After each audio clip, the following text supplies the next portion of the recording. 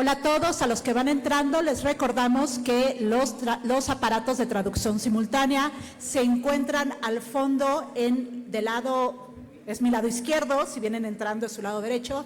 Por favor, si necesitan aparatos, vayan por ellos para no perderse ningún detalle de nuestra masterclass. Los que ya tengan su aparato o los que no necesiten, por favor los invitamos a que ocupen sus lugares. Estamos por iniciar nuestra masterclass del día.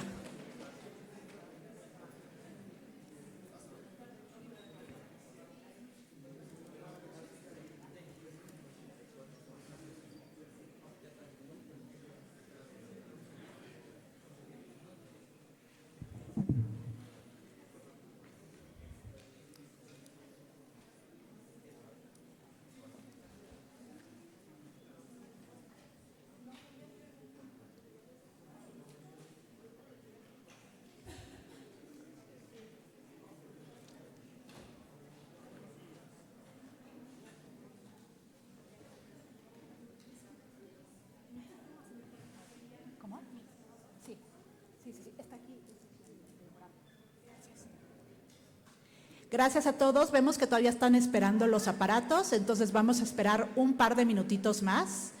Muchas gracias. Los que no necesiten o ya tengan, los invitamos a que pasen a su lugar. Muchísimas gracias.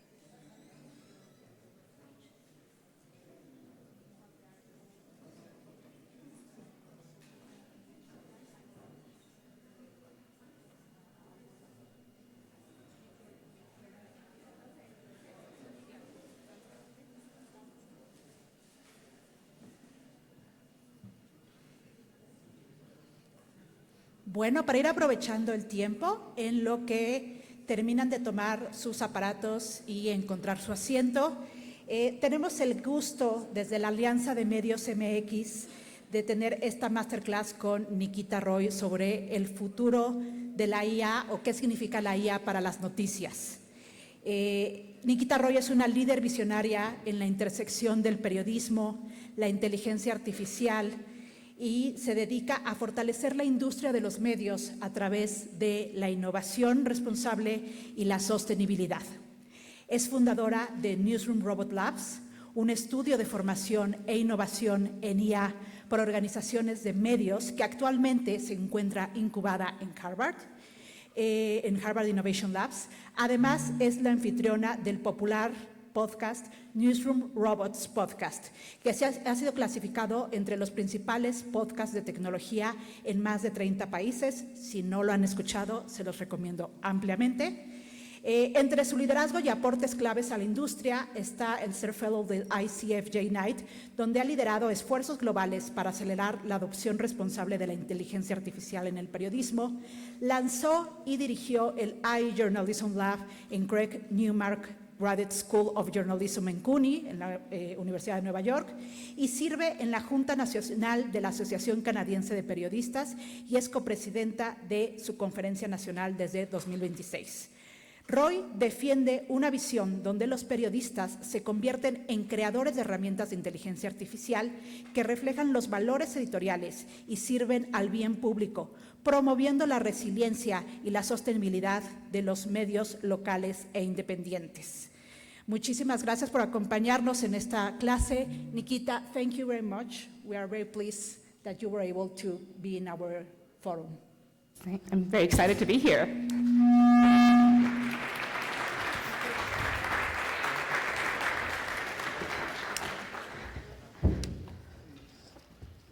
Buenos dias, and that's all the Spanish I am able to speak today.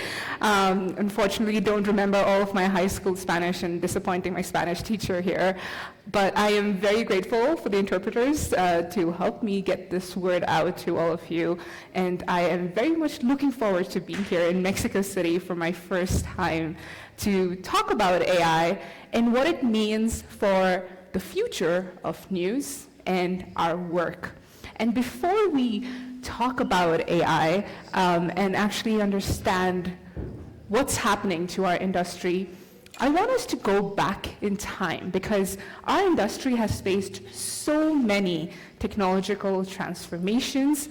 AI is just the new one compared to print, the radio, TV, the internet, social media.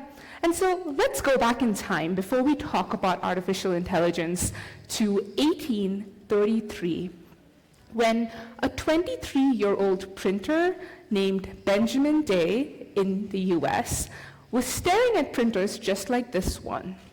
At that time, newspapers cost 6 cents for people to buy. That was priced only for the wealthy, only for the elite. Day asked a radical question at that time. What if news was for everyone? And he launched The Sun in New York City for just 1 cent. That reinvented who journalism was for, how it was accessible now, and also the modern media economics, because instead of people paying 6 cents, he went with the radical idea of what if we got advertisers to pay for news? And that gave birth to the modern media economics of the ad-supported business model that has been supporting our industry for the past 2 centuries. They didn't just talk about how do we get news to become cheaper, but the question about how do we make it accessible to everyone now with this new technology. Let's fast forward a century later. Another new technology comes, the radio. At first, newsrooms were treating this as just an extension of the print newsroom. You were taking, literally, broadcasters sitting in front of a mic and reading the day's headlines. But then it was pioneers like the American journalist Edward R. Murrow that asked the question, what is it that radio can do that print never could? And the answer was immediacy. Instead of reading about the news in the next day's newspaper, people could experience news live as it happened. Now what they did, what Murrow did, all of these are first principle moments. And first principles is a concept that goes all the way back to Aristotle, when he said almost 2,000 years ago, the first basis from which a thing is known. It sounds very philosophical, but in plain English, what this means is when you are faced with such a massive type of transformation, especially, you look at what is your value that you bring. Strip away all of the assumptions, all of the, this is how we usually do things, to now build up from the foundations of today, asking the question, what is it that you deliver in this new ecosystem? And I think that's what we in journalism need to be asking right now, because in 2025 with AI, this is our first principles moment.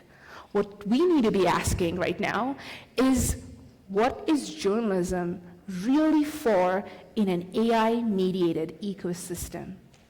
And if we were to build up the newsroom, how do we deliver value with the tools of our time today?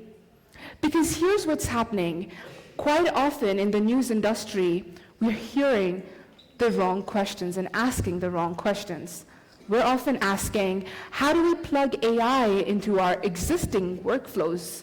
How do we make our CMS a little smarter for today? How do we push more content onto more platforms? If you look at all of this, it's all about efficiency. We are busy optimizing yesterday's workflows. Meanwhile, tech companies operate from a first principles point of view, and they are asking completely different questions than we are. They are asking, what do people really need from news? How do people want to engage and access information today? And if we were to start over today, with today's technology, what would we build? With that first principles thinking point of view, you sort of innovate with the tools of your time and ask, when this new landscape is changing, where does our new value lie? And that's what we in journalism need to be asking today. There are two main things I want to really cover. I want to get into a bit of how newsrooms right now are thinking from this first principles point of view. And second, the three key shifts that our industry is facing right now as the industry is completely changing by the shifts that are being pushed forward by these AI interfaces and companies. And so first, what does this really look like when you're talking about first principles instead of just automating what we do yesterday, making everything, digitizing it and optimizing it? And a few key newsrooms just want to highlight over here. One is a small newsroom from Norway. It's a local newsroom called I Tromsø for a city in Tromsø up north in Norway. There are about 25 journalists. They built a data journalism interface that's able to go and ingest all of these different documents that get put up on their municipal websites daily. It took them, their journalists, they had two very experienced urban housing reporters that would cover these stories. It would take them at least 2 hours every day to look through and find what was the most important story that they need to go and cover. Now, it just takes them 20 minutes a day, because what they built was not just about optimizing this interface, but they built a system that's able to ingest all of these PDF documents as they happen, and then rank them with newsworthiness, and then instantly helping them to identify what are the stories that they need to go after. What you're creating now, and what AI is allowing us now to do, is build a data infrastructure layer, basically a signal layer of intelligence with all of these documents that get published online, government documents that are out there, to help newsrooms and journalists understand where the signals are, what's shifting, what's moving, and that's the value that you start to build and bring into with your context and your editorial judgment to this new ecosystem. Similar things happening in Brazil. In Latin America, Núcleo is monitoring all of these different government documents from court filings that they're also doing. And if we move towards the personalization of news, what does that look like? Well, for radio, as we were just talking, it was about immediacy and experience. How do you personalize this audio experience now? That's something that's happening in Germany. The Bavarian broadcaster, the public broadcaster there, they are personalizing radio based on people's location. They're able to take an entire radio snippet and segment it based on where people are. So if I want to know and just hear about what's happening in my city from my public broadcaster that I trust, I'm able to get that. If I want to hear my parents live in a different city and I want to be able to hear what's happening there, I can get that as well. And that's one way in which now radio is starting to personalize and the audio experience of news. And all of this is another thing where in Austria, Russ Media is creating an AI watchdog for public websites. All of this in the data journalism space, in the news gathering aspect, what we are looking at is a new signal intelligence layer of news that we are building, and that AI is now allowing us to do to power that news and to then create these new personalized experiences for people to get that. And I have to talk about chatbots because that's everywhere. Every newsroom's putting out a chatbot, and I often hear these questions: are people using this? Why are we doing this? Is that what people want? One example from Aftonbladet in Sweden, they started out with creating an EU election chatbot. It was extremely popular for them, and they usually just have like free subscribers, and they usually have a lot of campaigns to get people to log into their website and interact with their website and store first-party data. And they had launched this last year, and it enabled them to 10x their usual campaigns for getting people to sign up to these types of chatbots. People were engaging through it, so much so that now they have created a chatbot of their entire archive, their entire news archive. What we are seeing over here is not just people coming and interacting through a chatbot, but this new modality, this new medium of delivering news, where it's not just the news coming to you in a one-way format, but it's now people interacting, having a conversation with the news, going back and forth, and being able to understand news at the level that they want. That's one example. And I want to just end with one example as well, what's happening in Ringer Axel Springer. When we talk about sponsored content, we're talking about ad experiences. One example of how that's shifting is here from German tourism. Instead of creating a traditional sponsored content post, they created a sponsored experience post where it's a sponsored chatbot. You want to be able to get a travel itinerary to Germany powered by German tourism, and people are able to interact with that and create these new experiences. It's about right now looking at every single workflow in your newsroom and asking from first principles point of view, how do we deliver value? How do you deliver value in your news gathering process, in your news production, in your news distribution process? When new AI intermediaries come, how do you deliver value to the people, and what's your new role now in this ecosystem? And what we're seeing, the three shifts that are changing our ecosystem right now. First of all, we are looking at a complete revolution of the user experience of news. The way in which people experience news has already shifted since the launch of ChatGPT. And there are three shifts powering this. First of all, the collapse of search. Something that has powered the past couple decades of how people go and find information is completely changing. Previous to AI, generative AI, the user experience where somebody would search for something, they'd click on a link, they'd read that, and then they would act. Well, today, what you're seeing is just a process of collapsing it into three steps, where you ask something, you get an answer, and then you act upon that.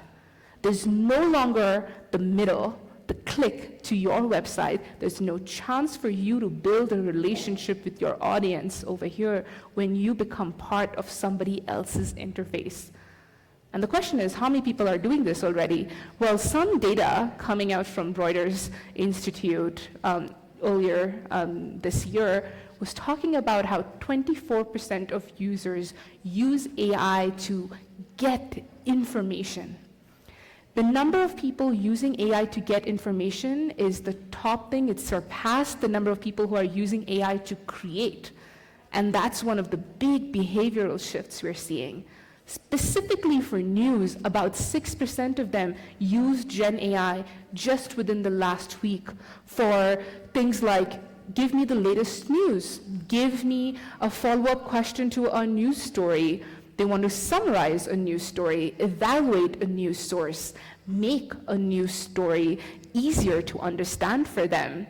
They have a question about how the news media works, and some people want to turn an article into an audio or a video or vice versa. And finally, one of the key things is people are already seeing Google AI Overview 54% of people are seeing a Google AI overview, and the most interesting part about that is that 50% of users trust an AI-generated answer. That is more than the trust in news in most places. People also don't trust media companies to use AI, but they are trusting how the tech companies are putting out their AI-generated answers and experiences there, which is pointing to another key thing when we talk about AI. It's also about trust, and how do we bring along our audience right now and create interfaces where they trust us as well. It's not just in lack in trusting in AI, it's a trust in media problem that we are also dealing with at the same time that we have to keep on asking with this whole AI shift.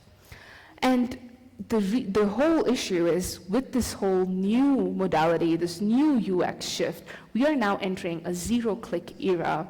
Some key stats: 69% of news-related searches now end in no-click. There's a decrease of about 600 million clicks to websites, and places like ChatGPT definitely say that there has been an increase there's been a 212% rise in news prompts ChatGPT, but that's not enough for the traffic that used to come to your websites, because ChatGPT, for example, only gives back about 25 million referrals to news sites. And finally, some key things that we're seeing from other places: Google searches are falling in Safari for the first time in 22 years. Something that has powered the way in which people are able to get news and information for the past couple decades is completely changing. And the problem is that AI chatbots drive 96% less traffic than Google search. So in this world where you have been looking at Google as a place and an entry point for your news, what happens when a chatbot is able to give that news and information today at a level that your audience is able to understand? The next big shift as a result of this happens is AI is now becoming your audience. Just in the last quarter, 13.3% of AI bots were actually ignoring the directive that most websites were having on their page, telling the bots not to access, not to scrape them. They still were able to. What's been happening is we have seen a 9.4% decrease in human visits to websites, while at the same time, there has been a 4 times increase in AIs coming to your website. So in Q1 of this year, it was 1 in 200 visits to your website was a bot. In Q2, that went up. 1 in every 50 visits to your site was a bot. AI is increasingly becoming our most active but least understood reader. And we are entering a world where AI is starting to mediate what that news and information looks like and how it reaches people. So some key things over here. This was something I was looking at. What is the latest business news in Charlotte today in the US? And I'm able to get an AI overview from incredible news sources. The new intimidation that's happening with ChatGPT, deep research. I asked it, give me all of the information about AI licensing deals that have happened between publishers and technology companies, and put that in a table for me. It took them about 15 minutes to go through 27 different sources like Business Insider, AP News, put everything together in a way in which I was able to understand. It was accessible to me, and there wasn't anything wrong that I could find in any of that information there. Instantly, I had information from all of these different sources. Another key thing, ChatGPT is now embedding apps right within their user experience. So you are able to, for example, over here, go to Coursera and ask it anything about a course, about linear algebra. You can log into your account and then have conversation with all of their educational information over there. Is that a future where apps and AI is able to go and connect with the different news data sources to create this new experience. And something over here as well I wanted to bring up was this rise of agentic AI browsers, where AI is able to be embedded right where you are.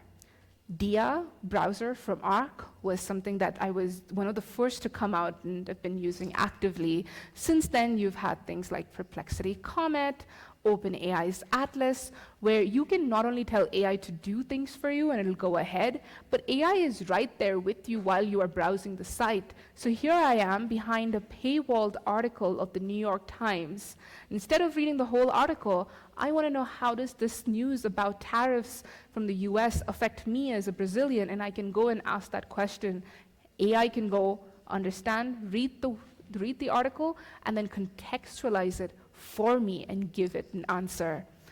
Perplexity, another AI tool, it's rebuilding the homepage with AI. It looks just like one. It's personalized for me across different topics and different cities that I go to. It automatically is able to give things to me. But again, if you see about we're here for the first main story about Europe's $1.1 billion plan, it has 44 different sources, 44 news sources. And right now, one of the biggest threats to newsrooms, in my opinion, is what's happening in ChatGPT's new feature called Pulse. This is only available to people who have the $200 version right now. And it creates this personalized news briefing based on all of the conversations that I have with ChatGPT, which it knows me extremely well. And I can just go and have conversations with it. It's able to pick news up. It knows that I'm in Toronto. It knows that I'm interested in AI. And so it's bringing me the latest news about Toronto and AI's funding. I can then go right down there. It's giving me all of these key things. If I want to have a follow-up conversation, I can go there and click and type and have a conversation with it. I can click on the mic there and I can have a conversation via voice with it as well, and I can talk to the news. And what's very interesting and why I show this example of Canada specifically, because in the Canadian media landscape, all of the biggest newsrooms are suing OpenAI specifically. And so OpenAI has blocked access to all of the top news sources. And so I am getting the news here by ChatGPT going and scraping all publicly available information, blog sites, any other newsrooms, and especially foreign news sources to then give me the contextual news that I want. It's another level, especially in Canada and other countries where news publishers are suing OpenAI, where you have a whole cultural sovereignty because now AI decides whose news comes forward. And right now in the Canadian news media publishing industry, it's not often Canadian news that's even being highlighted. It's foreign news sources covering AI or covering Canada. We don't get that Canadian perspective all the time. Also to show that they are able to create these briefings without any of the Canadian news publishers and still be extremely personalized and tell me what I want. And then this is just a few more examples from previous things about what's happening in Toronto on Tuesday. It kind of knows where I live because I think I ask it things about where I am, what's happening near me, and so it's able to tell me about construction that's happening, transit issues, exactly that I would need to know, and then it's able to give me all of this information about new AI apps that have been launching. And so all of this is pointing right now to one of the biggest reckonings that our industry has to face, that the article is no longer the unit of journalism in an AI-mediated ecosystem. Our entire workflows, our metrics, our monetizations have been built around the article as a unit of journalism. But that no longer holds true in this AI-mediated ecosystem because when an AI model looks at an article, they don't see just the text from the way humans do, they see data points. They pick apart an entire article and completely take away your context and your framing, your quotes, the knowledge and the facts that you've put into it. It breaks it apart, and then it reassembles it in their own interface with their voice, removing your editorial context and judgment and voice, and reassembles it with so many other publications, all of your competitor publications as well. People now come to AI and trust that interface that gives them the news at the level in which they are able to understand it now. And that's where we are seeing the article completely breaking apart. And though increasingly what we're headed towards right now is a future where your journalism will be seen, but your brand is not. And that's what we have to reckon with as an industry and sort of course correct before this just gets built for us and without us in it. We have to really think about where our value lies, how do we make our brand, our value shine through, and so it's not just news becoming a data feed to power somebody else's interface, but what is that role and value, and how do you connect with your community so that you become the lifeline, that interface where they come to, not just another AI interface. And the third biggest modality that we are seeing, the biggest shift that we're seeing, is this new modality of news becoming a conversation. And no, I don't just mean a text conversation. Your audience is literally talking to AI, and especially your younger audience. Here are just some of the key stats, especially from the US, about how the next generation, Gen Z and Gen Alpha, they're increasingly talking to AI. So it's noted that 64% of the US Gen Z population will be using a voice assistant, up from 51% in 2023. Amazon's Alexa answers 25 million questions every month to children. That is Gen Alpha, and an AI native audience that is increasingly going to live in a world where they would not even know what a Google search used to look like. For them, it will just be an AI answer and an AI overview. And so those people are already having these voice conversations. And an interesting chatbot company to keep tabs on is something called character.ai. It was very popular among Gen Z and Gen Alpha until recently, where they had to put in an 18-year age restriction. They received 20,000 queries per second. That is a fifth of Google's search volume. That tells you that people don't just go and have one conversation with a chatbot. It's a back and forth conversation that happens here. With all of this, a lot of the tech companies are already looking at, and again, going from that first principles point of view and rebuilding what news could look like with a conversation, with audio. And Google Labs in the US is currently already experimenting with something, converting your entire Google Discover feed into a personalized 5-minute daily podcast for you.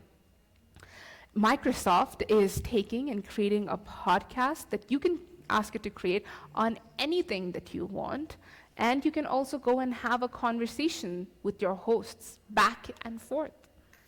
Another very interesting app that has recently launched is something called Hux. It is built by former engineers who worked on the podcast feature of Google Notebook LM, if you all have used that. They left Google and they started building their own company to create an audio companion for your daily life. Now, what does that look like? Well, every day I get a 5-minute daily podcast about a daily news briefing on what's happening around the world. It's personalized to me. I was listening to it this morning as I was getting ready to come here, and it was telling me the weather of Mexico City, and it was like, oh, you're here and it's much warmer. Enjoy the warmer weather compared to the chilly Toronto that I was in.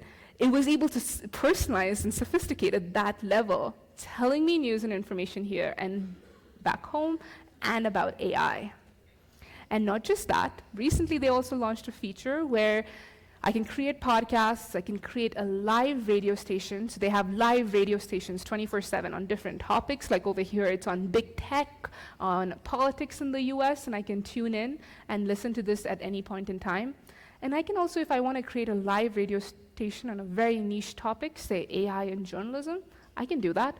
I can tell it to constantly go and search about AI and journalism, give it websites that it needs to look at. I can give it RSS feeds of podcasts and newsletters so that it goes and scrapes all of that. And it creates this 24/7 live radio that I can tune into at any point in time, and I can have a conversation with my hosts, my AI hosts, back and forth in real time. And especially as I look at a lot of countries, and like over here in Mexico as well, a lot of people send voice memos via WhatsApp. That feature, that habit of people talking to a phone is something that already exists, and that's what we are seeing, a new modality that this enables us to do. And something that we did at Newsroom Robots was creating an AI guide for the news industry based on all of the work that I have done, all of the Newsroom Robots episodes, talks that I do like these, workshops. And so people can go and have a conversation with it, not just via chat, but via voice in over 30 different languages.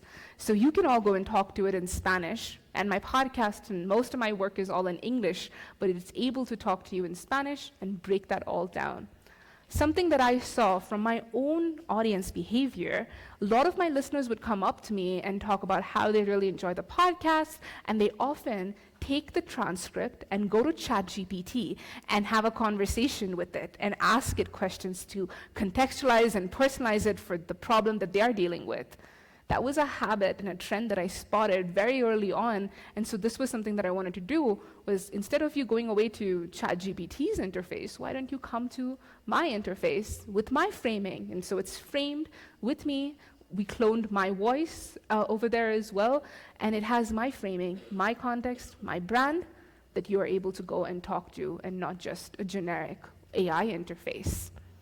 But all of this is pointing us towards this new shift, this new paradigm shift that we are seeing between an old AI world, this new AI world. In the old, previous to the rise of generative AI, browsing was all about articles.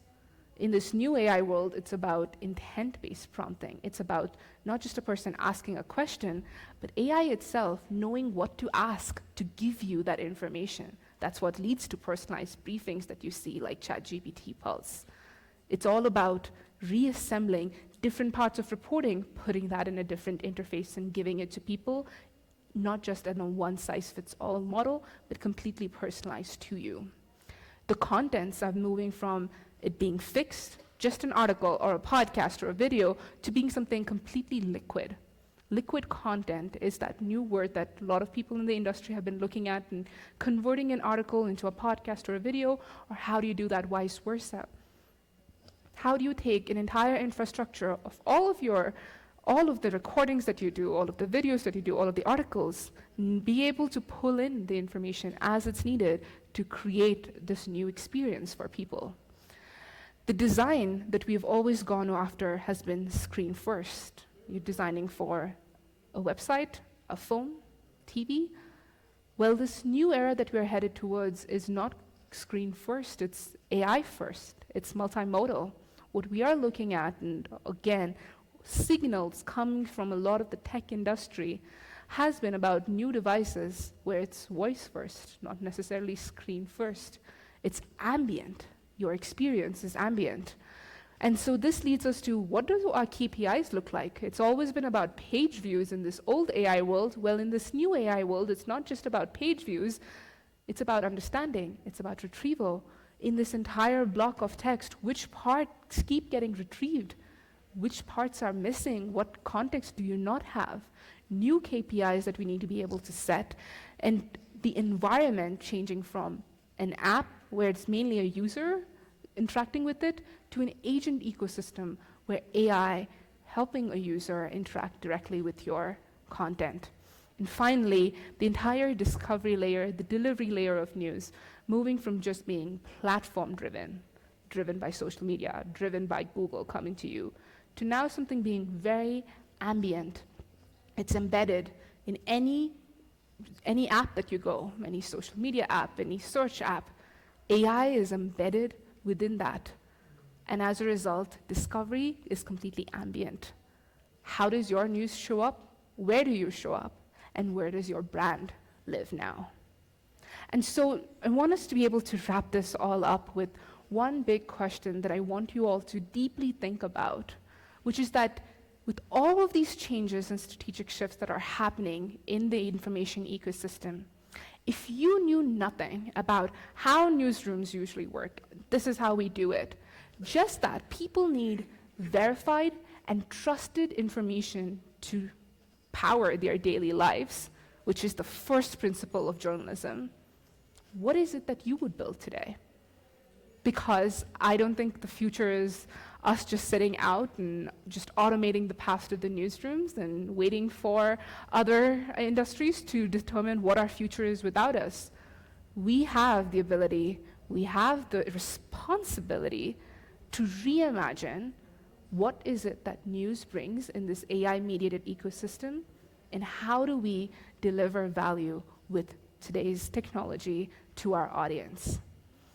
And with that, I'm very excited to have a lot more questions and hear your responses, and I'll be looking forward to our conversation with Martha.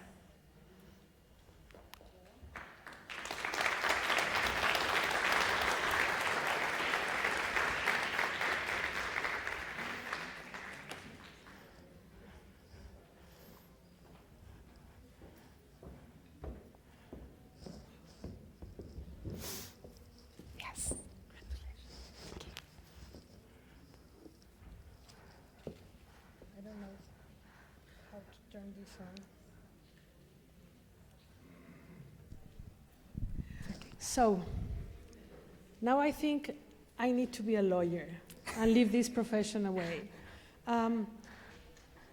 This is open for questions for everyone. It would be a shame if we have Nikita here and you have questions and you can't ask her directly. So please interrupt us anytime you want for any question you have. But I have one. I'm old school. Mm-hmm. I'm article school. It's been hard to adapt to every technology there has been since I started in this business. But not what you're saying is we don't have to adapt. This is a game-changing plan. We have to think different. How?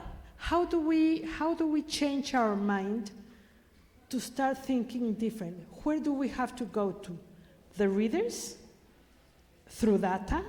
Or we have to ask, people in our website? How do we start to know where to go? Mm-hmm. That's a very good question, very important question. And I want to preface all of this by saying that it's not about the article completely disappearing. We won't be writing articles anymore. There's always going to be a value for the long-form journalism that exists. But in this world right now that already we're seeing, the article is completely disappearing. It is just being stripped apart. When I just showed that ChatGPT deep research, it affects, when I'm seeing it's like 27 different sources, I don't see any of that. Increasingly, you tend to see your source citations being very small, just like a footnote right down there. If you actually go, this one that I've taken was earlier this year about ChatGPT deep research. If you go there, now it's like really down on the bottom, you click on it, and then you see sources, so you don't even see that. And so what we're seeing is this world where AI is already ripping apart, AI interfaces ripping apart our news article. We still don't have regulation or an understanding on what that would look like, what compensation could look like for newsrooms and publishers over there. But what I think we need to do is not just wait for regulation, not just wait for the tech companies to build the new interfaces, but we have the ability to do that. And a couple of different ways. One key thing is by adopting this first principles thinking point of view, right? And if this is the first time you're hearing about this, what I often tell people is, go to AI, go to ChatGPT, it will be able to break down this exactly for your newsrooms. And every time you're going and you're thinking about strategy, you're thinking about how do I do this, always put in your prompt maybe from a first principles thinking point of view. How do I approach this problem? How do I approach this problem?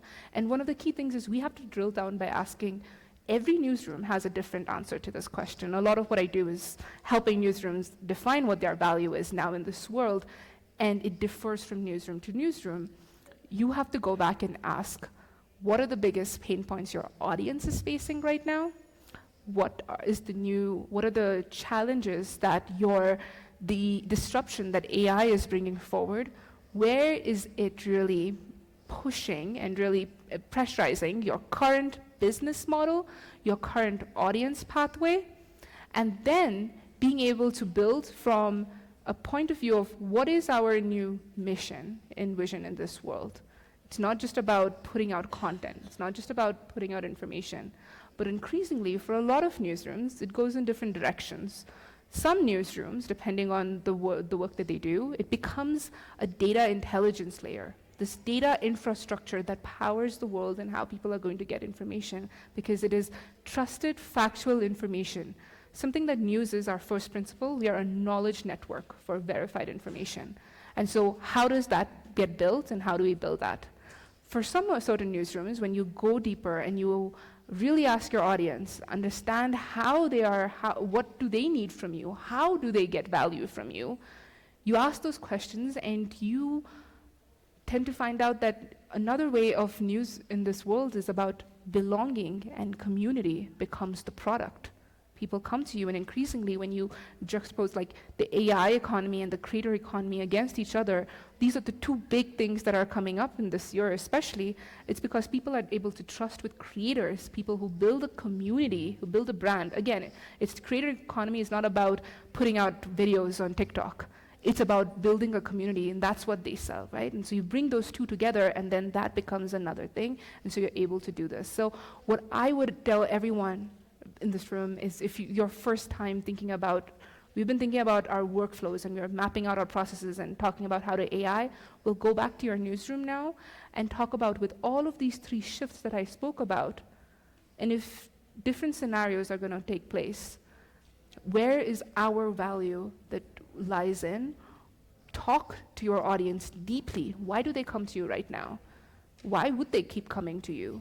And then reimagining your newsroom, because I think this is the time where we have to be extremely bold in our industry to just reimagine what does the future of news look like, and we should be the ones to build it. And two things that we know really, oh my God, I sound great. Two things I really know about our audiences is they're fed up with news. Yeah. There's a lot of news around, misinformation. Mm-hmm. So how can we use trust as a possibility to grow with AI? Yeah, that's incredible, because it's like, I think right now what we also have, the biggest problem is trust, right? As I was showing, trust in AI, trust in news, media using AI. And I think the biggest way we do that is by being extremely transparent as a media company. And one of the things that we saw over here in the Reuters study that they were asking a chatbot was, how does a news media company work? Like, what are the processes? That highlights that much that people, it showed up in one of their top answers in survey, right? That many people were asking about that. That points to another trend where we haven't been as forthcoming and communicating about just like, what is it that we do and how do we deliver value? Why are we delivering that value? And so I think that's another aspect we need to talk about. How do we even talk about AI in the first place to our readers and audience? How do we incorporate them into this process as we are reimagining AI, as we are using AI? Because we also have a responsibility to our audience in this world right now, because there is so much of AI tools that are being shoved down to them and it's being pushed onto them. They are also facing this big challenge of not knowing what they can trust, how they can use, how AI companies are using their data. We need to be able to talk all about that. We need to be able to, at the same time, talk about the possibilities of AI, because it helps, how it's helping people, and at the same time, how do we bring people along with it? And specifically for your question of like, okay, how do we go back and use this right now? One key thing about first principles thinking is a 5 whys framework. So for example, any problem that you're dealing with in the newsroom, you keep on asking the question, why 5 times? Well, we're having a drop in traffic rate. Why are we having a drop in traffic rate? Well, because a lot of the articles that we've been putting out right now has not been getting a high click-through rate, or it's not been having a high click rate. We've been putting a lot of like commodity type articles that AI is summarizing. Well, why are we doing a lot of that? And you go deeper and deeper, you will be able to come to the first principle of the problem that you're trying to solve at that point in time. And then you try to think of a solution. And so I think that's one practical way and you start to ask with every problem that you're trying to deal, every workflow issue, instead of just using AI, you start to ask why 5 times with the question, and you bring up and then figure out how AI is able to help you. There was some report of WANIFRA on April, I think, about how newsrooms are using AI for work. And we're going really, really slow. And I believe maybe it's this combination that we have senior reporters that are not very good at tech, but are very good reporters, and we have juniors that don't have the experience as reporters, but they're very good at technology. How do we start the conversation inside our house? Yeah, that is the biggest challenge every newsroom, big or small, has been facing. You have this big divide of people who are very excited about AI, people who just don't want to be using AI. And you can give a lot of literacy training, but one of the big things is getting people to understand how AI works in their workflow and getting them to adopt it and showing that. That requires a lot of almost one-to-one level of attention to help them. But increasingly, what I'm, with the first principles view of thinking as well, if we go and look at a reporting and we are talking about, okay, this is the entire reporting process, and we just talk about, okay, how can we use AI to help automate and help you in these different steps and workflows? When you, as a person whose your entire job was doing all of those steps, and then you are talking about, okay, AI can help me with doing this and doing that, for the person, I think we have to have a lot of empathy for the people as well in those roles. There's an obvious and instinct backlash towards that you tend to see. There's often a question about, are you going to replace my job now? Are you going to replace my role now with AI? And I think that's often because, and I've been telling this, I'm guilty of this in a way, because when AI first came out, a lot of us, what we would do is we start to process map what the workflows look like, and then you talk about using AI, that's all about efficiency. But in this AI world, what we have to ask is not just about how do we use AI in the existing workflows of people's, but what you're asking is, what does that workflow now look like in an AI-mediated ecosystem, if AI is helping you in all of this? So for example, instead of it being like, oh, AI is going in, it's giving you all of these signals, and then you're able to write an article.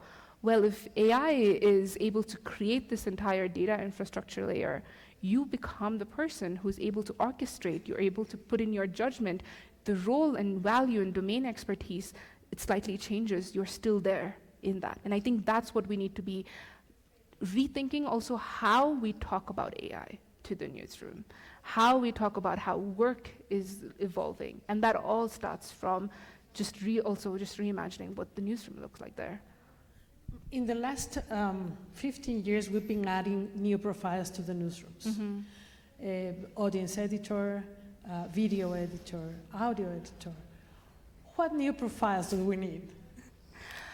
I think AI is part of everyone's job. It's not just like we drop in a new AI team and that AI team is going to do everything and the entire responsibility is on them. Yes, lots of newsrooms are having new roles like the chief AI officer, you're having an AI editor, you're having an AI editorial team. The New York Times, Zach Seward, who leads that entire editorial AI team, that team specifically focuses on working with editors and helping them with AI literacy, understanding and building tools for the editors. But then it's not just about that, it's about how creating multiple cross-functional groups where everybody is involved and is able to create and help you in AI, in adopting AI. Because this is what's so unique about AI, is that it's not just about the person who has the expertise anymore, but it's about the person who has the domain expertise, not just the AI expertise. The person whose job is to go out there and cover the courts every day. The person who's out there to go and make sure that we're able to engage with our audience in different ways and understand from them. That is something that AI alone does not have that ability to do. That is something that a new AI person you hire from a product team will not be the person who understands what the day-to-day job looks like. And so it's about creating a lot of cross-functional groups where you enable the people whose job it is to do that exact thing you enable and empower them with the understanding of AI, with their ability to reimagine what this new workflow looks like, and they are able to bring that along. So I think it's not just about dumping in an AI team in places. Bring in, you actually upskill and empower each and every person. Are there any questions? Oh, there's a microphone. Okay. Hi, Nikita. I have a question. You know that Google prioritizes information that was published first. As a journalist, should I be more concerned with speed than accuracy? Sorry, what was the big? I missed it. Precision. Precision? Uh-huh. Again, Google. Google prioritizes information that was published first. As a journalist, should I be concerned with speed than accuracy? Journalism contest. Publishing. Google publishing journalism content. First, that independent content, you say? Ajá, o sea, estoy preguntando que si como periodista me debería importar más la rapidez que la precisión para que la IA retome la información. What she's asking is, as a journalist, what's more important? Being fast or being precise in the information so AI models can take my information and use it? Oh, I think this is one thing that we have to always come back to what the principles of journalism is, which is accuracy and precision, and we can never afford that to be. Even if an AI interface demands that from us, I think we ultimately have our responsibility to our audience, and so even if you have to be slower and be able to verify that information, because one misstep and you lose your trust from audience, and I think that's always going to be the key thing there. Yes, precision first. Over there? Here. Oh. Hello, Nikita. Thank you very much. One question. If you were to design or create or rethink a newsroom or any communication office for that matter, what parts of it would you automate with IA and which parts would you keep all 100% human from now on? That's the way I look at it is, where do we, as humans and as journalists, bring value that can never be replaced by AI? And something in journalism that we bring is empathy. We bring the human lived experience, we bring connection, and we bring our own analysis and decades of experience and judgment that AI is not able to replicate. Now, when you go with those principles and then you look around, what are the different tasks that people have to do? That's where you're able to then think about, okay, this is something that's extremely human. So let's look at the newsroom, where you are connecting with your audience, being able to create spaces of community. You're able to do that. AI is able to help you a lot with understanding which audience segments, for example, have different needs and different problems, and surface all of that for you. AI is able to help you out with that. But then you are able to look from a deeper level what the human value is.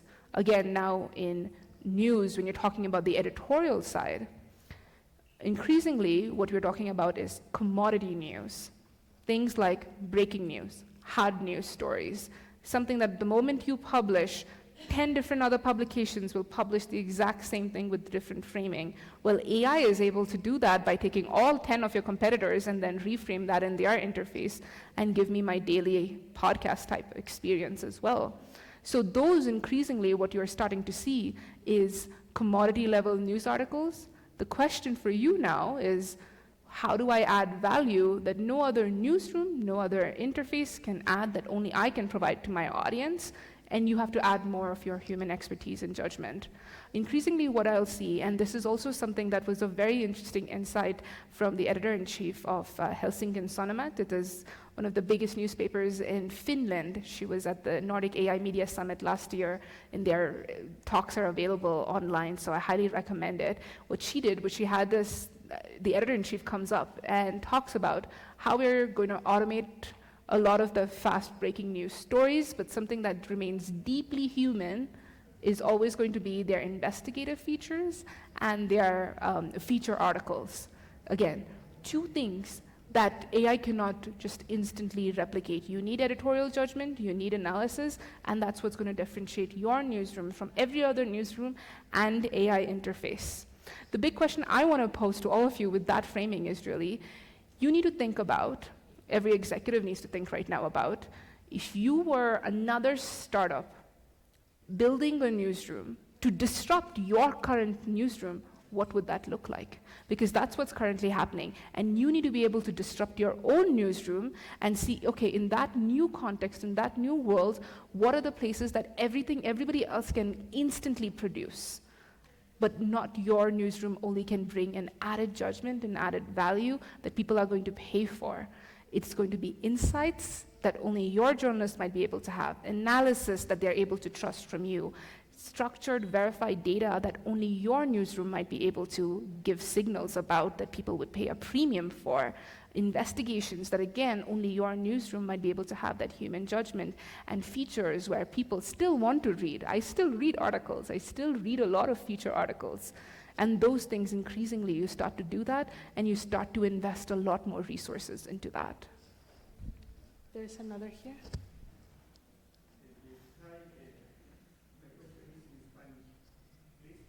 Yes. Sí, sí, adelante.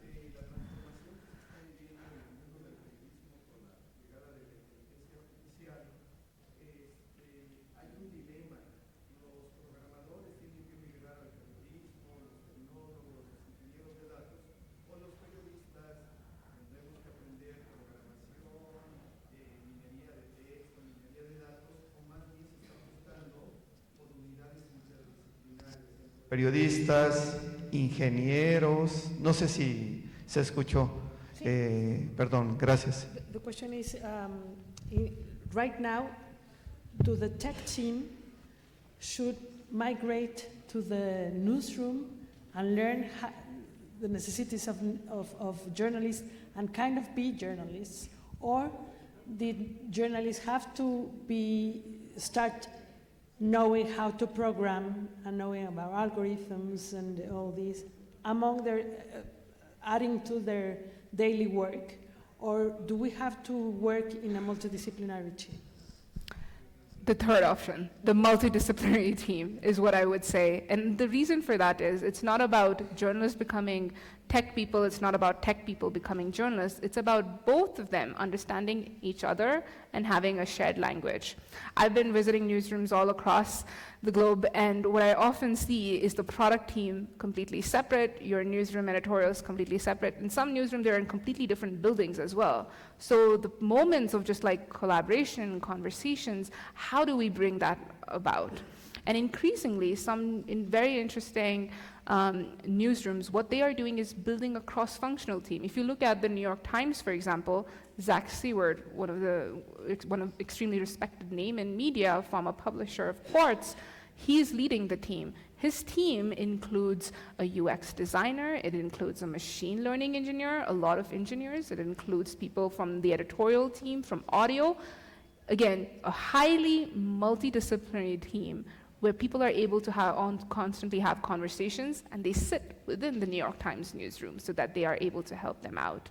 Another example where The Economist, actually, Ludwig Siegel had come on the podcast talking about how The Economist is creating an AI lab. It's separate from The Economist newspaper. They have full jurisdiction, basically, to operate independently, and they are rebuilding what The Economist might look like within a year or so. Again, their team looks very different. Ludwig Siegel is one of the most very renowned, experienced tech reporter now leading part of that team.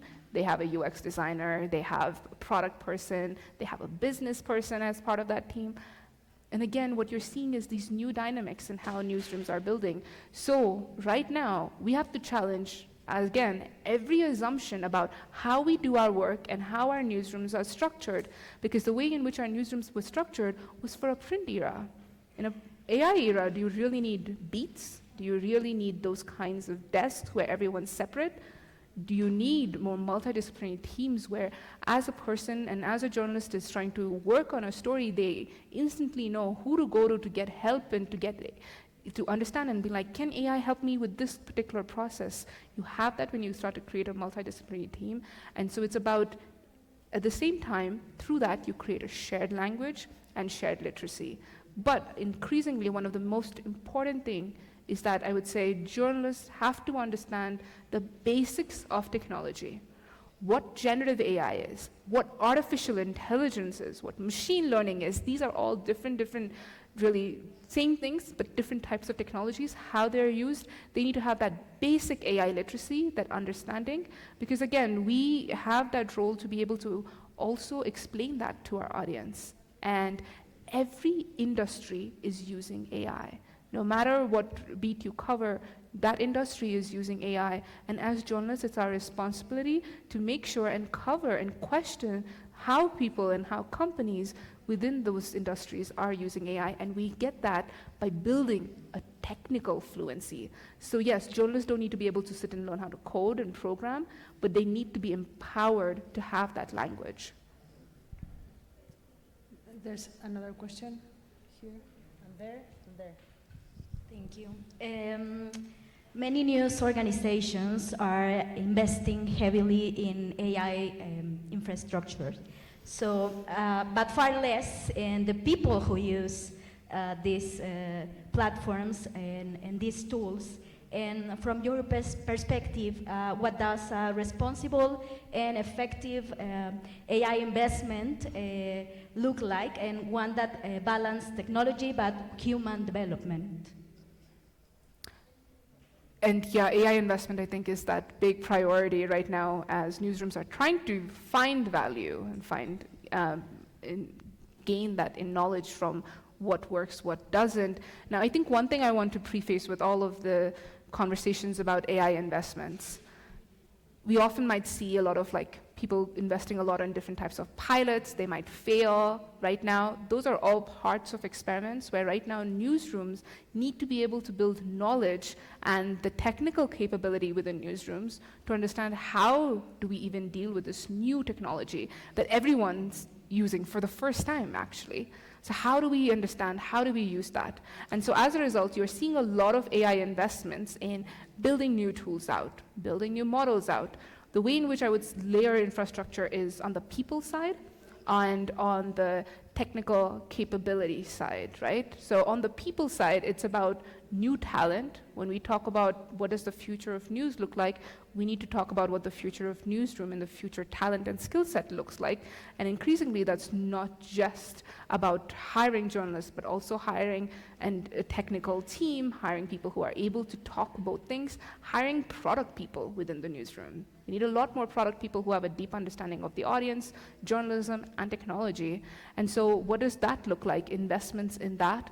And then on the technical capability, where we're seeing people creating a lot of these AI pilots, going out there, going and investing within getting subscriptions and licenses for AI models.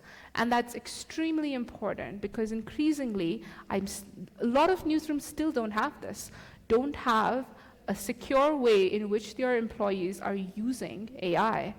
We don't have a Gemini workspace or a ChatGPT enterprise account. What happens is you are having people in your newsroom use AI, not really understanding that they haven't turned off their training settings, and so there's an actual human at the other end that will look at all of these. That's how these models get better.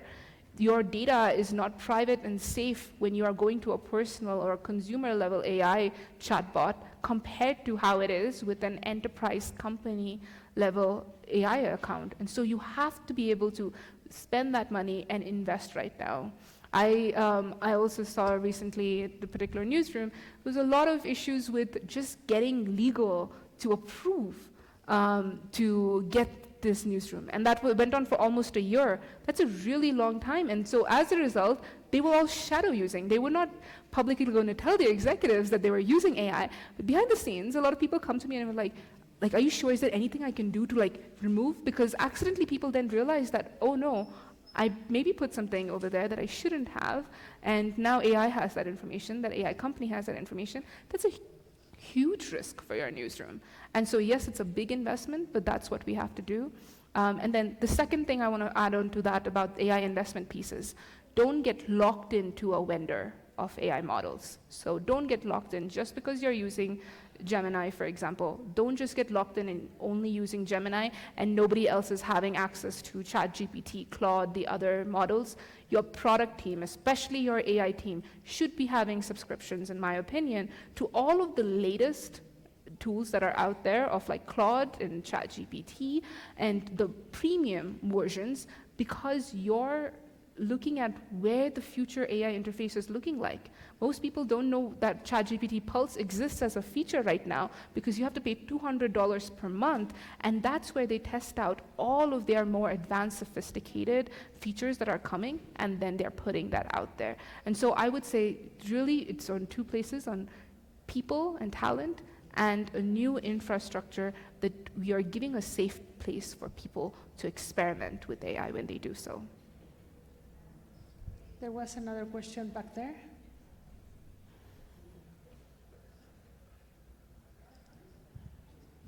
Hi, Nikita. My name is Gabriela Estrada, and I have 3 quick questions. What about independent, specialized, small newsrooms? What about them? With talking about journalists, solopreneurs, is all this technology reachable for them? And how can they start and with all this technology and not to be left behind?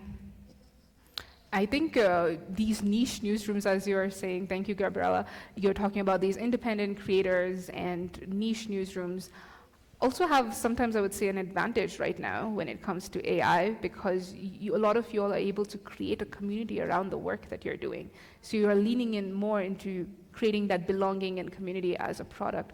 What I would encourage, and you also don't have the bureaucracy that goes on in much larger newsrooms, and getting a tool approved, getting new funding over there, getting investments. If your newsroom as small is able to look at and get insights into how AI can be helpful for them, how AI can be used, you can scale quickly, develop that quickly. There are a lot of examples, especially of newsrooms and local newsrooms, that are able to go to ChatGPT and able to prototype different things. You can go to AI, get it to help you with your data analysis, for example. Go to AI, help you with brainstorming for different things that you're doing, the type of reporting. Go to AI and help you uploading your audience data to be able to understand exactly what you're doing, how you're doing, where you should be investing more time in. And there are so many different ways in which I think we need to start using AI. You don't need to be part of a big newsroom right now to be able to use AI.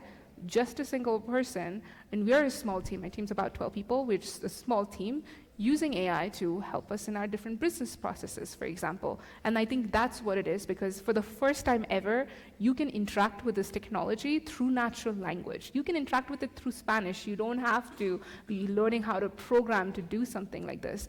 And so what I would recommend, if you have never tried AI in this room, just use the free version of ChatGPT or Gemini. Don't put in anything sensitive, but just go and have a conversation with it itself about, okay, what do I do with my current workflows? How do I do a deep research on how are all of the different ways in which newsrooms are currently using AI. It will brainstorm with you a lot of use cases.